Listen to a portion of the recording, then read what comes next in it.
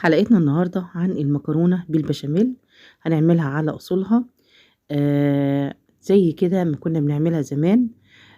أول حاجة هنقول بسم الله الرحمن الرحيم وصلى على الرسول عليه أفضل الصلاة والسلام. أول حاجة بنجيب طاسة بنحط فيها مادة دهنية، بنزل فيها باللحمة المفرومة، بديها كده تشويحة، بديها رشة من الفلفل، ما بحطش فيها كده ملح عشان ما يحصلش تكتلات في اللحمة. أول ما اللحمة كده تبتدي تشوح وتاخد معانا كده لون، بنزل على طول ببصلاية مفرومة ناعم.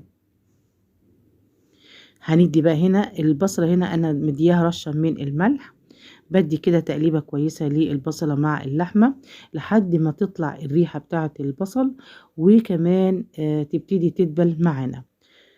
بعد كده هبتدي ان انا انزل بعصير الطماطم. هنقلب بقى الطماطم كده مع اللحمة، وانا هنا عايزة الطماطم دي تتسبك مع اللحمة. بهدي عليها النار واديتها رشة كده من الفلفل الاسود، واديتها رشة من الملح وبهارات اللحمة، وهي كده خلاص دخلت في التسبيك زي ما انتوا شايفين.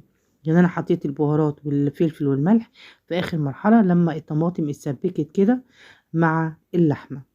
بعد كده هبتدي ان انا اضيف نص كوباية من المية المغلية، وهبتدي كده اديها تقليبة وهدي النار واغطيها واسيبها لحد بقى ما تبتدي اللحمة دي تستوي وتشرب المية بتاعتها خالص ويتم تعصيج اللحمة. في الوقت ده هبتدي ان انا احط حلة على النار، وهنزل فيها هنا تقريبا 4 معالق من الزبدة، ومعاهم كده معلقة كبيرة من الزيت. طيب انا هنا عشان حاطه زبده حطيت هنا معلقه من الزيت كبيره. لو حاطه سمنه تقدري تحطي مثلا 5 معالق من السمنه، هنحط زيهم بالظبط 5 معالق من الدقيق. بعد كده ببتدي ان انا احورهم كده واقلبهم تقليبه كويسه لحد ما ريحه الدقيق كده يتحمص معانا وريحته تبان، وكمان اللون يدي كده على لون اشقر. بنزل بطفي الاول النار وبنزل بلبن بارد، يعني ممكن تكوني غلياه وسايباه يبرد، بتضيفي على طول اللبن مع التقليب المستمر عشان ما يحصلش معاكي كلاكيع كده وتكتلات لحد ما يدوب معانا كده خالص. بص هو كده داب معانا بالطريقه دي. طبعا هنا بنحط لتر من اللبن على 5 معالق من الدقيق و5 معالق من المادة الدهنية. ببتدي بقى ان انا كده اشغل النار، وببتدي ان انا اقلب بقى هنا كده، واديت هنا رشة من الملح والفلفل الاسود خلاص مع التقليب المستمر على نار هادية لحد ما يبتدي ايه البشاميل بتاعنا يتقل معانا خلاص. هنقلب كده زي ما انتوا شايفين كده تقليب مستمر لحد ما احس ان ده السمك او التقل اللي انا عايزاه. خلاص كده طفيت بقى عليه النار، وده السمك المظبوط. هنا خلاص ببص بقى على اللحمه، لقيت اللحمه كده خلاص بقى اتسبكت وشربت كل الميه بتاعتها. هطفي برضك كده عليها النار. طبعا على العين التانية انا حاطه بقى هنا ميه، والميه وصلت للغليان، بدي رشه من الملح وهنزل بمعلقه كبيره من الزيت. واول كده ما تاخد اول غلوه هنزل على طول بالمكرونه اللي هي القلم او المقصوصه. هنديها هنا تقليبه واسيبها بقى لحد ما تستوي 3/4 سوا. هبتدي ان انا اصفيها في مصفى بس ما تشطفوهاش خالص.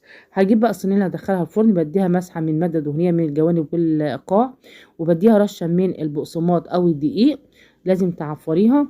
بعد كده دي المكرونه اللي اتسلقت حطيتها في قلب طبق، ونزلت عليهم كده ب3 كبشات من البشاميل، واديتهم هنا كده تقليبه، ودي كده المكرونه بقت جاهزه معانا.